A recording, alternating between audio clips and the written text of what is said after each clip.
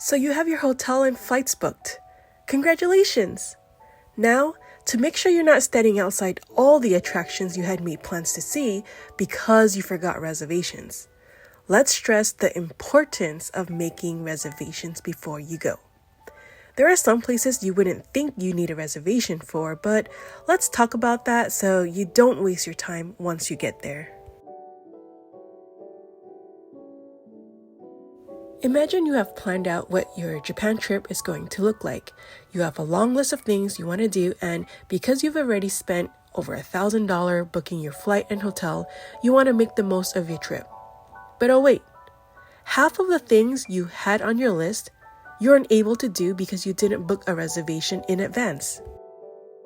Think opening your phone on the spot and booking a reservation for the next day is going to get you in? Nope. Some of these require you to book 90 days in advance, and to beat the competitive crowd, you might need to sit in front of your computer and count down to the second when the booking window opens. No exaggeration, literally, you have hundreds of people refreshing the same page you are for that minute to strike and the booking window to open. So let me give you an example. The most beloved Pokemon Cafe might be one of the most competitive cafes to get reservation for. Reservations are accepted from 6 p.m. Japan time, 31 days prior to your desired date of use. Let me say that again. Reservations are accepted from 6 p.m. Japan time, 31 days prior to your desired date. I needed to heavily emphasize that because you're going to have to do a little bit of math and time zone conversion to figure out what's 31 days prior to your desired date and what time 6 p.m. is in your time zone. Then you'll have to get on the website a few minutes before it strikes 6 p.m. Japan Standard Time. When it's 5:59 seconds, refresh and hope for the best. If the site crashes, which is a possibility, go back and refresh again.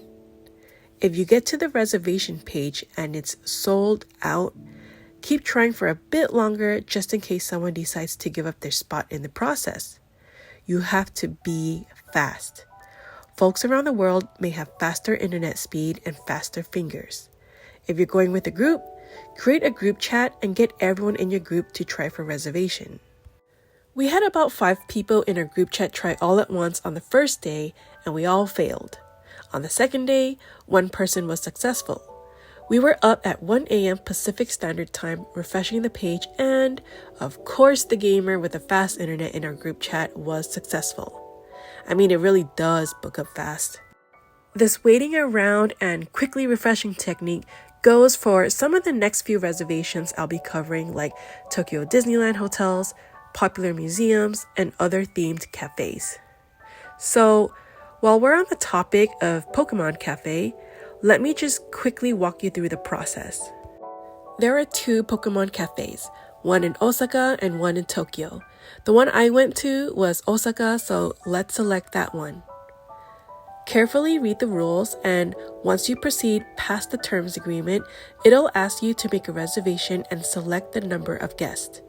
You're allowed up to 8 guests per reservation, including children. If there are more than 8 guests, you must make another reservation for the remaining guests. Once you select the amount of guests, there will be a calendar drop-down for you to select the desired date. Again, if you're picking a date more than 31 days out, it will not show up. You're too early. Those dates will show up as not available on the calendar. On the flip side, if you're too late, you might miss out as well, and it'll say full on the calendar. Anyway, let's hypothetically select February 15. Not only are you fighting for the date, but also the time slot. But hey, beggars can't be choosers. If you really want to make it to the cafe, you'll have to accept whatever time slot is left and just arrange your day around that reservation. Once you select that time, it'll take you to the next page to fill out your information, and a confirmation email will be sent to you. While you're carefully filling out your information, you also have to be quick or someone else might beat you to it. I know all of this sounds stressful, but you have the advantage of knowing some of these tips. you're ahead of a few people. Keep checking back the next day and the day after. Another competitive reservation that requires you to refresh by the second is the Tokyo Disneyland Resort Hotels. While the Pokemon Center specifies 31 days in advance, Tokyo Disneyland specifies reservations are accepted from 11 a.m. Japan Standard Time, 4 months before your planned day of stay. Booking for the hotel will be through the Tokyo Disney Resort website. Again, you'll have to check your calendar and do a bit of conversion. You have Fantasy Springs Hotel, Tokyo Disneyland Hotel, Disney Ambassador Hotel, Hotel Miracosta, Toy Story Hotel, and Celebration Hotel. It's competitive to get reservations for these because of how close they are to the parks. Not only that, you're competing with Japanese guests and guests coming from all around the world. On top of that, the rooms are themed and beautifully decorated.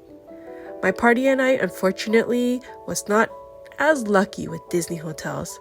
We miscalculated our days off by 1 day and missed the window for our date. The site is pretty self-explanatory when it comes to reservation. Select the hotel you would like and look for the date. If the site is busy due to heavy traffic, you'll see this little progress bar with the man. Once the man gets to the end, you're entered into the site and you can select your rooms. You can sort the room availability by all or available only. As you can see, most of these are not available because I'm too late to the selections and it's too close to the date. If you find there are no rooms available but you still want something fairly close, Hilton Tokyo Bay is one you can look into. It's where we got to stay and it's right next door to the Toy Story Hotel. The Disney monorail is also right across the street.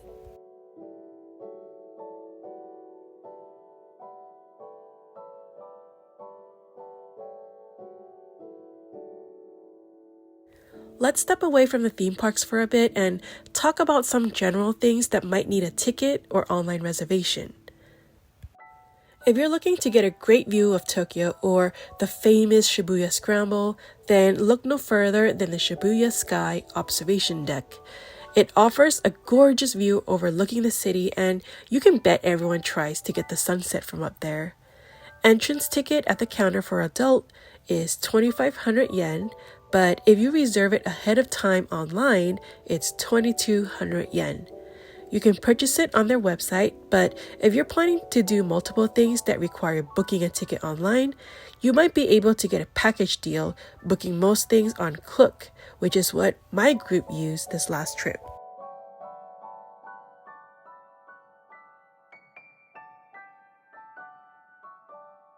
I never heard of Klook until someone in my party introduced me to it.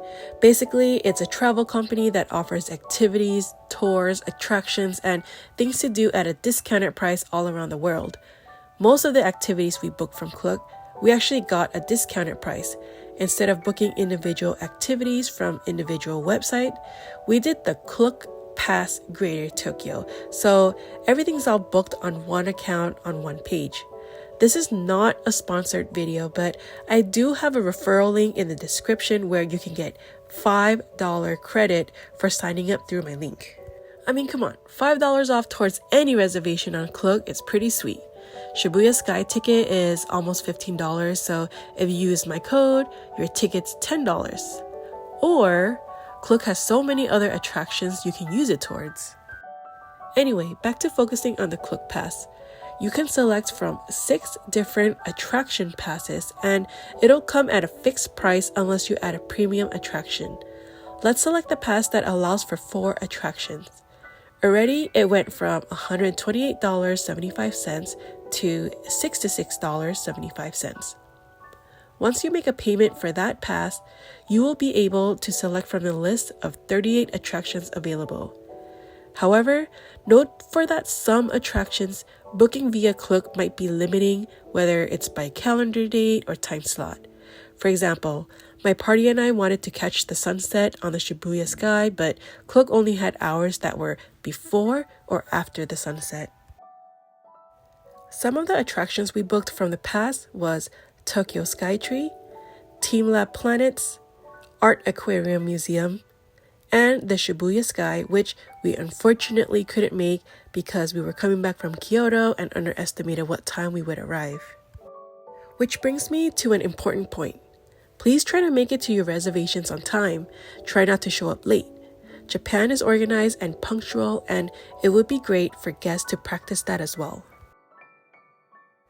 Aside from the Klook Pass, you can also reserve things on its own like the JR Pass, which is where I did my booking. To be honest, trying to book the JR Pass from the JR site itself was a bit confusing, but Klook's a little bit more user-friendly. Plus, booking on Klook allows you to receive points you can redeem for travel credits. Speaking of reservations and purchasing JR Pass, be sure to purchase the pass as soon as possible as they are only available for purchase online. You need to allow enough time for the agencies to mail you your voucher, which you will take it to the exchange office in Japan for an actual pass. Do not lose this voucher as it cannot be reissued. The Tokyo Tower is the second tallest structure in Japan, and the observatory offers a beautiful view of the city with shopping stores downstairs. There are 2 different observation decks. The main deck is 150 meters high, while the top deck reaches 250 meters. The tickets are available for purchase in person or via Klook Pass. One thing I was super bummed about was making my way all the way to Yokohama for the Cup Noodle Museum, but not knowing I had to receive a numbered ticket to create my own cup noodle. You enter museum for a fee, look around at the instant noodle display, and see the history of how cup noodles came to be. You can also create your own personalized cup, but that would require a separate line with a numbered ticket. They had run out of the limited numbered ticket, so we unfortunately were not able to experience it. Hopefully, you would plan this out better than I did. There's no need to rush to purchase Tokyo Disneyland tickets like you would for the hotels, but because ticket booths are currently closed as of January 2024, your best bet is to purchase them through the Tokyo Disney Resort official website, the Tokyo Disney Resort app, or if you snag that $5 off my Klook referral, you can book your ticket via Klook and get $5 off that Disney ticket. Also available on Klook is Universal Studios Japan tickets. Selecting your pass is pretty straightforward. If you're looking to visit Super Nintendo World, an area-timed entry ticket via the Express Pass or a standby entry ticket is required. What's an Express Pass? Upon purchasing your park ticket, you can add a Universal Express Pass for an additional price where you can avoid the main line and sort of fast pass it through certain rides. Keep in mind to read the details of each Express Pass to make sure it's valid for the rides you want. Once you select that specific pass, you will see a list of return time for certain rides that requires a designated time. Say you want to ride Mario Kart, Koopa's Challenge. You select Pass 4, Thrills. The time designated tab next to the ride will require you to select the time you would like to ride Koopa's Challenge. If you have not purchased a Universal Express Pass, you will need to get an area-timed entry ticket through the app on the day of your park visit. Of course, an Express Pass is not needed since it is pretty costly and can be more than the actual ticket itself. But if you're not one to wait in long lines and want to make the most out of your day, you can consider it. So all in all, you can expect traffic-heavy attractions to require some form of reservation. With some attractions, you can be pretty flexible in deciding when you want to book because they'll have tickets available most of the time. But if you want to for sure stay at a Tokyo Disneyland or take the kids to a Pokemon cafe, you definitely have to plan for it and get those keyboards ready. I hope this video gave you some insight on how important it is to get reservations online ahead of time. Sometimes you plan your trip around certain attractions and it would be a bummer to miss out on it because certain reservations weren't available. But don't fret if you do miss out. Japan has tons of fun activities that don't require reservations. In fact, there's so much you can do for free. Please leave a like to let me know this video was helpful and Don't forget to cash in on that $5 Klook referral. The link will be in the description below. Thank you for watching and have a wonderful day.